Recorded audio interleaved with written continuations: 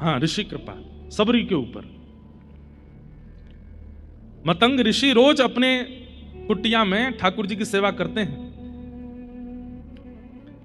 सबरी जो कि श्रेष्ठ कुल खानदान, कहीं उसका जन्म नहीं हुआ, श्रेष्ठ नक्षत्रों में जन्म नहीं हुआ, उनकी कहीं ना कहीं जिस कुल में वो जन्मी है उस कुल को उस जमाने में लोग इतना श्रेष्ठ भी नहीं मानते थे। जिस राह से उस कुल के लोग निकल जाते थे उस राह से कोई और विशिष्ट व्यक्ति तब निकलता था जब पानी का छिड़काव कर दिया जाता था। ऐसी स्थिति सबरी की। लेकिन सबरी क्या करती है, जब इच्छा मन में प्रकट हो गई कि अब जीवन का सार ढूंढना है। हमारे कई भक्तों के चित्त में एक जैसी भावना देखने को मिली। कैसी भावना? जैसे माधवदास जी का चरित्र आता है कि वो जगन्नाथपुरी गए, उस समय उनकी आयु 20 वर्ष की थी। तो जब जगन्नाथपुरी गए और महाप्रभु जगन्नाथ जी को देखा तो देखते ही रोने लगे। इतना रोए, किसी ने आकर के समझाया रो क्यों रहे हो? तो बोले कि जगन्नाथ जी बहुत प्यारे लगे होंगे इसलिए रो रहे हो। बोले नहीं, वो तो है ही। अच्छा, महाप्रसाद बहुत अच्छा लगा होगा इसलिए रो रहे हो? नहीं, वो भी बात ठीक है आपकी, लेकिन वास्तविकता रोने के पीछे ये नहीं है। बोले तो क्या है? बोले मैं ये रो रहा हूं कि ये छवि मैंने 20 साल पहले तक क्यों नहीं देखी, मैंने 20 साल क्यों गवा दिए, 20 साल नश्वर संसार को देखने में व्यतीत कर दिया। मैंने जगन्नाथ जी को तभी क्यों नहीं देख लिया जब मेरे नेत्रों में देखने की सामर्थ्य थी। 20 साल व्यर्थ कर दिए।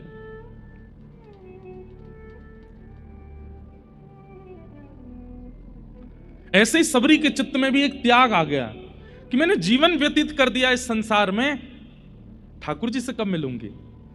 और निकल पड़ी सबरी। मतंग ऋषि रोज अपनी कुटिया में बैठ करके ठाकुर जी की आराधना करते हैं, सेवा पूजा करते हैं, आराधन करते हैं। और सबरी छुप करके देख रही है। क्यों छुप करके क्यों देख रही है? क्योंकि उसके मन में यह भावना है कि मुझे सहर्ष तो कोई स्वीकार करेगा नहीं, क्योंकि मैं ऐसे कुल खानदान आदि में जन्मी हूं, मुझे कोई कृपा मेरे ऊपर करेगा नहीं। इसलिए क्या की? सेवा की चोरी। कल भी हमने सुना था कि अनंताचार्य ऋषि की सेवा की चोरी वेंकटेश भगवान कर रहे थे, तो उन्होंने ठाकुर जी को डांट दिया। बोले आप मेरी सेवा की चोरी नहीं कर सकते। पर हां, सबरी जैसी सेवा की चोरी हो तो अच्छा है। कैसी सेवा की चोरी? मतंग ऋषि रोज 3 बजे उठ जाते हैं, उठ करके जाते हैं वन में, जाकर के पुष्प तोड़ करके लाते हैं, लकड़ी काट करके लाते हैं, अपने आश्रम पर आकर के स्वयं यज्ञ कुंड बनाते हैं, उसमें अग्नि प्रज्वलित करते हैं, गोबर का चौका लगाते हैं, पुष्पों से ठाकुर जी का श्रृंगार करते हैं, आदि आदि सब व्यवस्थाएं। तो सबरी मन में विचार करने लगी, ये इतने श्रमित होकर के वन में जाके सब काम करते हैं, क्यों ना ये मैं ही कर दूं। तो कुछ दिन तक तो देखती रही कि ये क्या क्या सेवा करते हैं, उनको कौन से पुष्प प्रिय हैं, कैसी लकड़ियां लेते हैं, ये सब विचार करने लगी। और फिर जब लगा कि अब उचित है, तो मतंग ऋषि उठते उससे पहले लकड़ियां भी आ जाती, उससे पहले पुष्प भी आ जाते, उससे पहले बिल्लोपत्र आदि भी हो जाते। ऋषि मन में सोचते ये कौन करके गया है। बहुत देर तक विचार करते, ढूंढते, और सबरी करके इतनी दूर चली जाती कि ऋषि को दिखाई ना दूं मैं।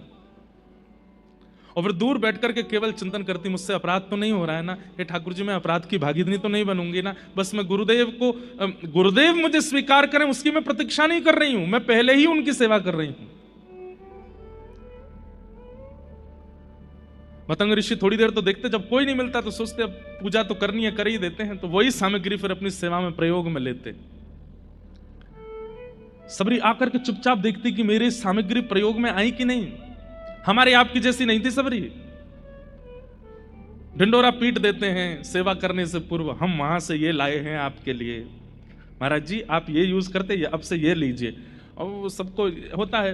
बिहारी जी में बंगला बनते हैं हमारे यहाँ, गए आप लोग बंगला में, देखो ठाकुर जी का बंगला बनता है बहुत सुंदर। और फिर जिस चौखट पे बिहारी जी बैठते हैं उसके नीचे बड़े अक्षरों में लिखा रहता है, हैदराबाद के फलाने व्यक्ति ने बंगला बनवाया, कलकत्ता के उन सेठ जी ने बंगला करवाया।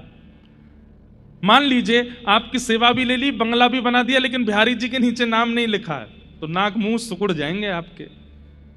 इतनी एक तो हमने सेवा कर दी, ऊपर से हमारा नाम भी नहीं बोला। सबरी ऐसी नहीं है। सबरी तो चुपचाप देख जाती है कि मेरी सेवा प्रयोग में आ गई, बस प्रसन्न हो जाती है। अगले दिन और निष्ठा से सेवा करती है। अब तो रात्रि 2 बजे ही पहुंच जाती है गोबर का चौका लेकर के, और पूरे जो यज्ञ वेदी है उसका निर्माण करती है, वहां सुंदर सुंदर रचनाएं बना देती हैं, और मतंग ऋषि उठे उससे पहले सब व्यवस्थित करके वहां से भाग जाती है। ऋषि मन में विचार करने लगे कौन कर रहा है ये सेवा, लेकिन सेवा की स्थिति, सेवा की सामग्री इतनी उचित है कि ऋषि चाह करके भी क्रोध नहीं कर पा रहे हैं। एक होता है कि क्रोध आ गया, कौन है मैं पकड़ के देखूं तो, लेकिन वो सब सामग्री इतनी व्यवस्थित होती थी कि ऋषि चाह करके भी क्रोध नहीं कर पा रहे। कहते हैं महीनों निकल गए, मतंग ऋषि की सेवा कर रही है और ऋषि को भी क्रोध नहीं आ रहा है, क्योंकि सेवा इतनी व्यवस्थित कर रही है। एक दिन ऋषि के मन में आया कि मुझे क्रोध नहीं करना है, पर मैं देखूं तो सही इतनी निष्ठावान कौन है। एक सेवा का एक स्वरूप होता है हम लोगों की सेवा का, हर दिन हमारा उत्साह, एक्साइटमेंट घटता है, हर दिन हमारा उत्साह घटता है। नए नए लड्डू गोपाल जी जब घर आते हैं ना, तो पहले 10 दिन तो देखो क्या सेवा होती है, सुबह नवाना है, इनके लिए माला बनानी है, इनके लिए पोशाक लानी है, दुनिया भर के ऑनलाइन सब ढूंढ लेंगे, यहाँ से इत्र मंगवा दो, इधर से चंदन मंगवा दो, यहाँ से पोशाक बनवा दो। और जैसे ठाकुर जी 1-2 साल पुराने हो जाते हैं, मम्मी मेरे से उठा नहीं जा रहा, आप ही कर दो, आप ही देख लो, ठाकुर जी को कर दो, हमारा उत्साह घटता है। लेकिन सबरी का उत्साह प्रतिदिन वर्धन होता जा रहा है, वो इतने भाव से सेवा प्रस्तुत कर रही है, मतलब उन्हें यह तक पता है कि कर्दम ऋषि, मतंग ऋषि कौन से प्रकार के पुष्प, किस तरफ झुके हुए पुष्प ठाकुर जी को अर्पित करते हैं, तो उसी तरफ झुके हुए पुष्प लेकर के आती है, कुशा लेकर के आती है। मतंग ऋषि के मन में क्रोध नहीं है, लेकिन अब इच्छा हो रही है कि ये जो सेवा करता है उस पर कृपा होनी चाहिए। इतनी भाव से सेवा, आज भावुक हो गए मतंग ऋषि। और बंधुओं एक बात बोलूं, शिष्य का, वैष्णव का सबसे बड़ा अवार्ड क्या है कि कोई भगवत प्राप्त व्यक्ति उसकी भावना से प्रसन्न होकर के भावुक हो जाए। इनको प्रसन्न करने के ज्यादा प्रयास मत किया करो, इनको प्रसन्न करने के ज्यादा प्रयास मत किया करो। मैं अपनी कथा में कहता हूं, हरि प्रसन्न होंगे तो वैकुंठ देंगे, लेकिन हरिजन प्रसन्न होंगे तो हरि को दे देंगे। अगर खाटू श्याम जी प्रसन्न हो गए तो क्या करेंगे, श्रीनाथ जी प्रसन्न हो गए, राधा रमण जी प्रसन्न हो गए तो क्या करेंगे, गोलोक धाम दे देंगे, साकेत दे देंगे, वैकुंठ दे देंगे। लेकिन हरिजन प्रसन्न हो जाए तो हरि कोई पकड़ के नीचे बुलाएंगे, बोले इसको मिलो, इसको प्राप्त हो। आज मतंग ऋषि के मन में आया कि मैं कृपा कर दूं, जिसने ये सब सेवा की है उस पर मेरा मन बस वारी वारी जा रहा है, लुटाने का मन कर रहा है, इतनी अद्भुत सेवा। और आज रात्रि सोए नहीं ऋषि, बस प्रतीक्षा कर रहे हैं कि कोई हलचल बाहर हो और मैं बाहर जाऊं। तभी सबरी आकर के सेवा कर रही है, और ऋषि बाहर जैसे प्रस्तुत होते हैं तुरंत सबरी घबरा जाती है, दौड़ने लगती है वहां से। ऋषि कहते हैं सावधान, वहीं रुक जाओ नहीं तो शाप दे दूंगा। रुक जाती है, नेत्रों में अश्रु आ गए, चरणों में प्रणाम करके कहती है मैंने अपराध किया, मुझे क्षमा कर दें। ऋषि बोले तुम हो कौन, और तुम ये सब सेवाएं क्यों कर रही हो मेरी, और ये छुप करके करने की क्या आवश्यकता है, तुम मुझे बोल दो, मैं तुम्हें आज्ञा कर दूंगा कि ये ले आओ, वो ले आओ, ऐसा कर दो, वैसा कर दो। तब सबरी कहती है आज्ञा करने के बाद उसका पालन करना, यह भी एक सेवक धर्म में निम्न कोटि हो जाती है। गुरु की आज्ञा हुई नहीं उससे पहले समझ जाना, यह श्रेष्ठ कोटि होती है, यह श्रेष्ठता होती है। आप आज्ञा करें और उसके बाद में उसको पूर्ण करूं, तो इसमें मेरा सौभाग्य क्या है।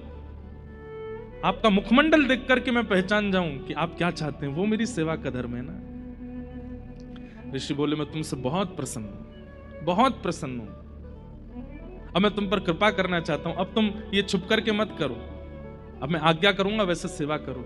इस कारण से मतंग ऋषि को कितने लोगों ने त्याग दिया, कितने वैष्णवों ने उनके बारे में अपवाद करने शुरू कर दिए, कई ऋषियों ने उनके बारे में अनर्गल वार्ताएं करनी शुरू कर दी। बोले एक तो स्त्री को सेवा में रख लिया, ऊपर से ऐसी स्त्री जिसका कुल खानदान भी पवित्र नहीं है। मतंग ऋषि जब ये बात सुनते हैं तो कहते हैं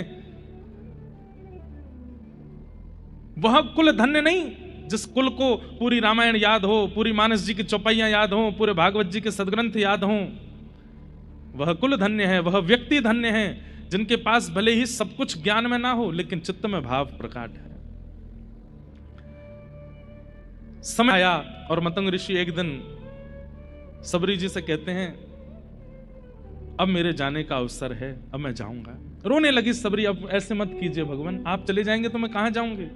बोले नहीं, मैं जाऊंगा तभी तुम्हें ठाकुर जी मिलेंगे। कब मिलेंगे, कैसे मिलेंगे? बोले बस प्रतीक्षा करो। अवध में रघुकुल कमल दिवाकर प्रभु श्री राम का प्रादुर्भाव होने वाला है, बस तुम प्रतीक्षा करना। प्रतीक्षा में अविश्वास मत ले आना, ठाकुर जी आएंगे। एक ही गुरु मंत्र दे करके गए हैं, प्रभु आएंगे, चाहे आज आए, कल आए, परसों आए। एक अभी देख करके लगता है राम जी इन्हीं के आएंगे।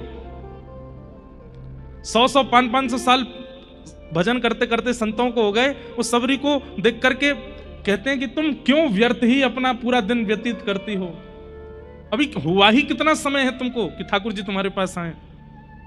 और हमें तो ऐसा लगता है राम जी तुम्हारे पास आएंगे नहीं, गुस्सा के कारण। बोले क्यों? बोले तुमने मतंग ऋषि जैसे एक ऋषि के यहां आकर के एक स्त्री के द्वारा सेवा हो रही थी, उनका पूरा आश्रम तो तुमने अपवित्र कर ही दिया, तुम्हारे यहाँ राम जी कैसे आ जाएंगे?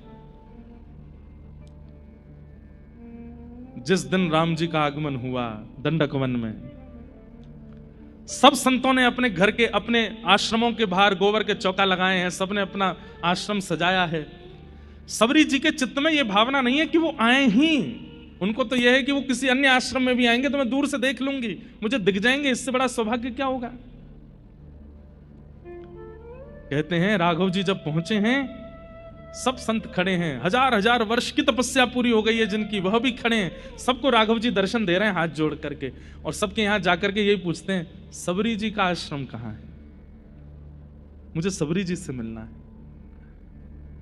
वो ऋषि अपना बताना चाहते हैं कि मैं उस परिवार से आया था, 1000 वर्ष मैंने ऐसी तपस्या की, तब जाकर के मुझे आपका दर्शन हुआ। ठाकुर जी कहते हैं वो सब बात ठीक है, ये बताओ सबरी जी का आश्रम कहां है, किस कारण से। सबरी जी की इस स्थिति में अनेक कारण जुड़े हैं। सबसे पहला कारण सेवा प्रगाढ़ता, जिस भाव से उन्होंने अपनी गुरु की सेवा की है वह सेवा। दूसरी बात ऋषि कृपा, जो आज हम चाहते हैं, आज ऋषि पंचमी, ऋषि की कृपा, एक भगवत प्राप्त संत की कृपा है उनके ऊपर। और तीसरा प्रतीक्षा। तीनों में भी लेश मात्र भी कमी नहीं छोड़ी है सबरी जी ने, ना तो सेवा में कमी छोड़ी है, ना ऋषि कृपा में कमी छोड़ी और ना प्रतीक्षा में कमी छोड़ी है। इसलिए ठाकुर जी आते ही दंडक वन में सीधे सबरी जी के यहां गए। बोलो भक्त वत्सल भगवान की।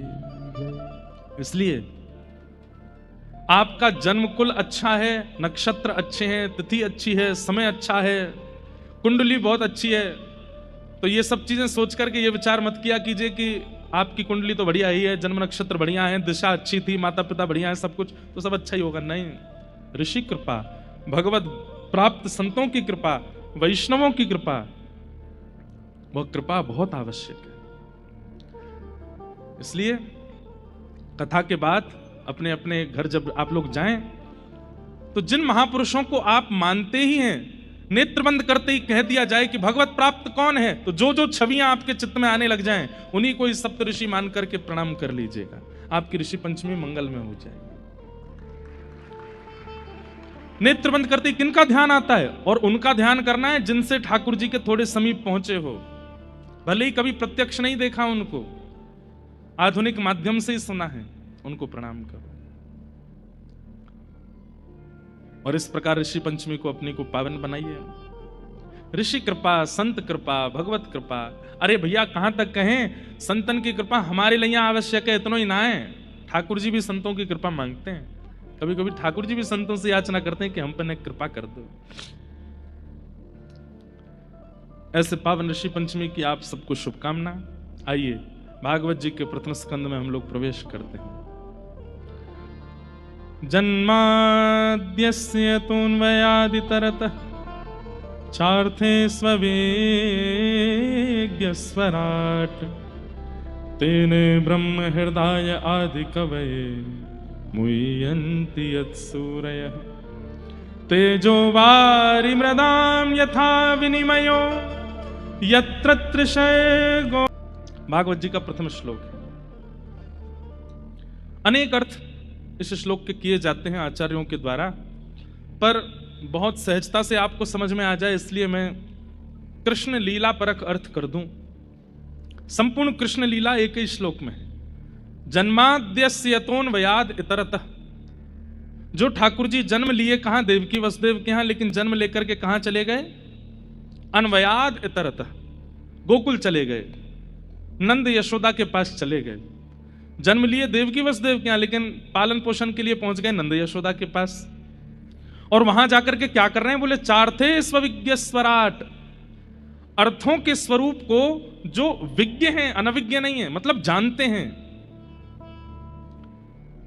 दो बातें, ठाकुर जी सब जानते हैं लेकिन अनजान बन के रहते हैं। अच्छा एक बात बताइएगा, जानते हुए भी अनजान ये हम कब होते हैं बताओ? सब कुछ जानते हुए भी अनजान हम कब होते हैं?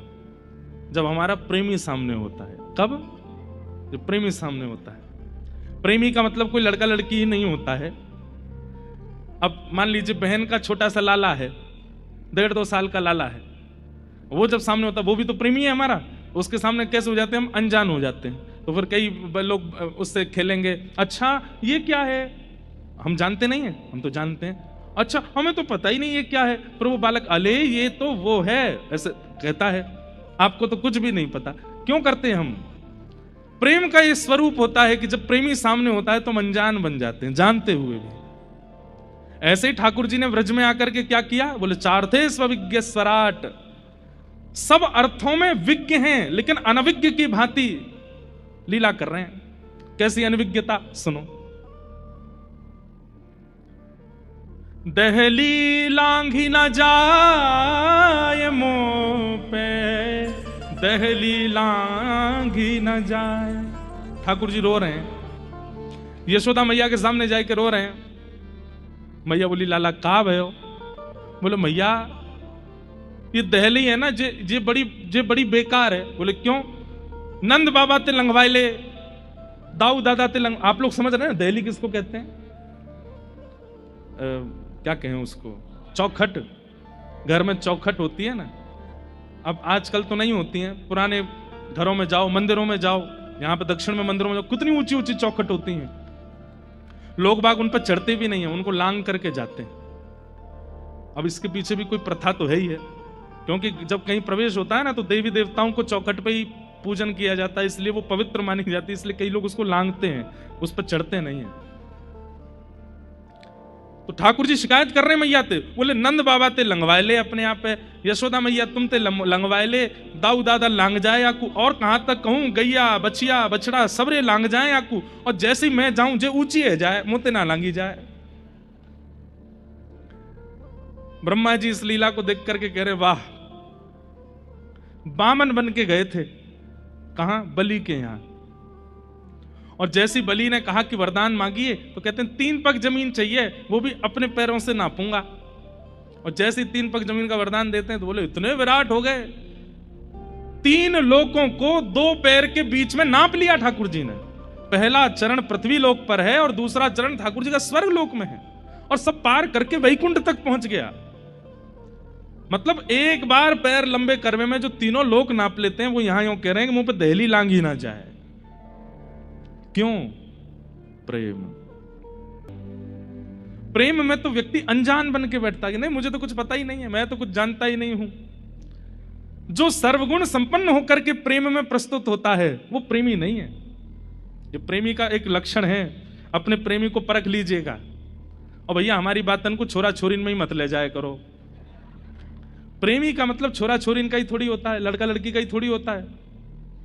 अब आप एक बात सुनिएगा, ठाकुर जी आपसे कितना प्रेम करते हैं। अपने मंदिर के ठाकुर जी को जाकर के देखो, सब पता है उनको, सब जानते हैं, लेकिन फिर भी अनजान बन करके बैठे रहेंगे। आप जहां बैठा दोगे वहां बैठ जाएंगे, जैसा पहना दोगे पहन लेंगे, जो खिला दोगे खा लेंगे, जब सुला दोगे सो जाएंगे, जब उठा दोगे उठ जाएंगे, जहां ले जाओगे चले जाएंगे। ठाकुर जी कैसे समर्पित होकर के खड़े हो जाते हैं, हमारे हो जाते हैं कि भाई मैं तेरे हवाले हूं, तू जो चाहे कर ले मेरे संग में, कछु ना बोलूंगा। ये प्रेमी है, ये प्रेम का स्वरूप है कि वहां अनविज्ञ बना जाता है। चार्थे स्वविज्ञ स्वराट, ठाकुर जी सब जानते हैं। पूतना रूप बदल करके आई है, ठाकुर जी को नहीं पता है? पता है। सारे ब्रजवासी उस पर मोहित हो गए, लेकिन ठाकुर जी ने अपने आंगन पे हाथ धर लियो। क्यों हाथ धर लियो? क्योंकि जानते हैं कि कुरूपणी रूप बदल करके आई है, लेकिन सबको कैसा दिखाते हैं कि मोह तो कुछ पता ही ना है। चार्थे स्वविज्ञ स्वराट, स्वराट का मतलब है अपने प्रकाश से प्रकाशित हैं। गोपियां अंधेरे में रख देती है मटकियों को, बोले लाला अंधेरे से डर लगे, अंधेरे में ना जाएगो। लेकिन ठाकुर जी अंधेरे में भी जाके माखन चोरी कर लेते हैं। तो यशोदा मैया कहें, अरे लाला एक बात बता, आपको ब्रजभाषा समझ में आ रही है सबको? सोफा वाले बताओ। सोफा वाले कहेंगे हम बढ़िया बैठे यहाँ पे, कल से हम भी नीचे बैठेंगे। नहीं, हम सत्य बता रहे हैं। आप आज तो सोफा पे ही बैठ के सुनो, जिनके हाथ पांव में दिक्कत है वो तो सुनो, लेकिन कल अगर जिनके हाथ पैर ठीक है नीचे बैठ के सुनना। और आज की कल की कथा में आप अंतर देख लेना। जिस दिन आप नीचे बैठ के सुनेंगे ना, उस दिन कथा अलग ही प्रवाहित होगी चित्त में, उस दिन एक अलग ही असर होगा उसका। तो क्या बता रहा था मैं, क्या बता रहे थे? हाँ, गोपियां अंधेरे में धर देती हैं मटकी, लेकिन ठाकुर जी फिर भी चोरी कर लेते हैं। तो यशोदा मैया कहें, अरे लाला न्यों बता, रात में तो कुछ सुबाते समय में दियो बुझाए दूं तो रोन लगे मैया, अंधेरो हैगो मुकु हुआ खा जाएगो, डर लग रहा है, दियो जराए दे। और ये गोपी अंधेरे में मटकी धर दें, तू कहां से जाके चुराए ले, तो को कैसे दिख जाए, और तुम वहां हुआ ना मिले। तब ठाकुर जी मैया के सामने क्या कहते हैं, मैया जो तेने पद्म राग के कंगन मुंह को पहना रखे हैं ना, बोले हाँ, इनमें ते अद्भुत प्रकाश निकसे, जैसे ही मैं अंधेरे में जाऊं तो इनमें ते प्रकाश निकलने लगे, बातें में मटकी ढूंढ के खा लाऊं। अब ये तो ठाकुर जी बहाना बना रहे हैं, पर वास्तविकता क्या है? वो स्वयं स्वराट है। श्री कृष्ण करणामृत एक ग्रंथ है विल्व मंगल जी का।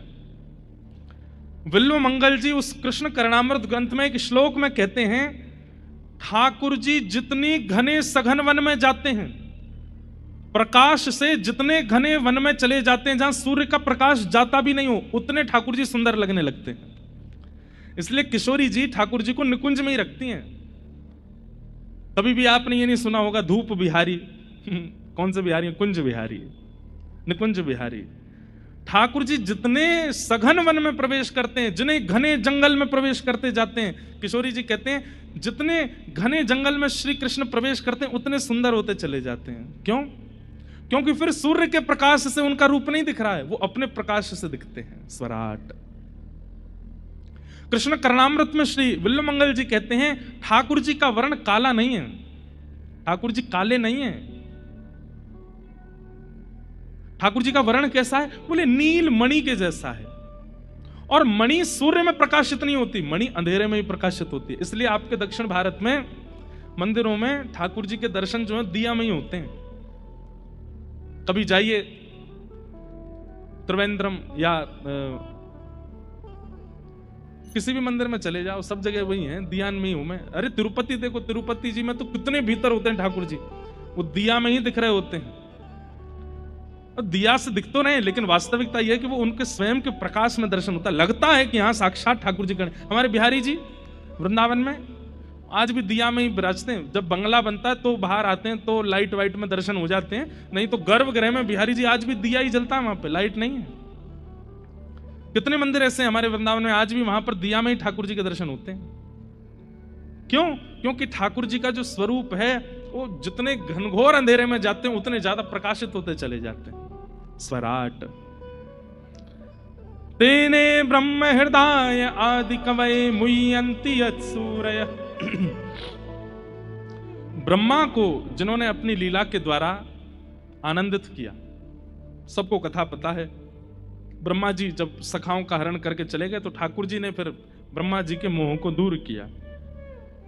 मुह्यन्ति यत्सूरय, बड़े बड़े सूर, सूर यानी कि ज्ञानी, और एक अर्थ लगाया जाए तो बड़े बड़े देवता भी जिनकी लीला पर मोहित रहते हैं, इंद्र आदि देवता भी जिनकी गिरधर धारण छवि पर मोहित हो गए। मुह्यन्ति यत् सूरयः तेजो वारि मृदाम यथा विनिमयो, पृथ्वी जल अग्नि वायु आकाश। हम एक बात कहते हैं, श्री कृष्ण कौन है पता है? पर्यावरण मित्र। कौन है? और हम कौन है? पर्यावरण शत्रु। कौन है हम लोग?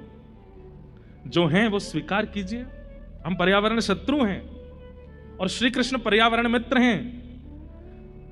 हमारी ठाकुर जी से मिलने में एक बाधा यह भी है कि हम पर्यावरण के शत्रु हैं और ठाकुर जी मित्र हैं। अब पूरी कृष्ण लीला देख लीजिए, ठाकुर जी क्या करते हैं? जल का संवर्धन, कालिया नाग को भगाते हैं, बोले कि यमुना मैली नहीं रहनी चाहिए, कालिया नाग तू चला जाए यहां से। जल की रक्षा। मृद भक्षण करते हैं, पृथ्वी से उठा के मिट्टी खा जाते हैं, पृथ्वी की रक्षा। 2 बार दावाग्नि लगी व्रजमंडल में, दोनों बार अग्नि का पान कर गए ठाकुर जी, अग्नि की रक्षा। तृणावर्त नाम का एक दैत्य आया था बवंडर के रूप में, ठाकुर जी ने उसको मार करके वायु की रक्षा। महाराज करके ठाकुर जी कर रहे हैं आकाश की रक्षा, और श्री गिरिराज जी को धारण करके ठाकुर जी पर्वतों की रक्षा, वृक्षों की रक्षा, गोबर गाय की रक्षा, दूध की रक्षा। संपूर्ण कृष्ण लीला सुनने में आनंद तो बहुत आता है आपको, लेकिन उन लीलाओं से निकालिए कि ठाकुर जी ने किन किन का संवर्धन किया। अगर वह संवर्धन की स्थिति आपके चित्त में नहीं है तो आपके नाम जप से ठाकुर जी प्रसन्न नहीं है, आपकी सेवा से ठाकुर जी प्रसन्न नहीं है। ठाकुर जी कहेंगे तू भज तो बहुत रोए मोकू, लेकिन जो जो मैंने किया वहां में तेरी नेको रुचि नहीं है, मैं कैसे मिल जाऊं तो ते। इसलिए कम से कम पर्यावरण में किसी एक वस्तु के मित्र बनिए। पर्यावरण मित्र। तेजो वारि मृदाम यथा विनिमयो यत्र सर्गो मृषा, पृथ्वी अग्नि जल वायु आकाश। इस श्लोक का हम कृष्ण परक अर्थ सुन रहे हैं। तो भगवान ने पूरी कृष्ण लीला में क्या किया? पर्यावरण का संरक्षण किया।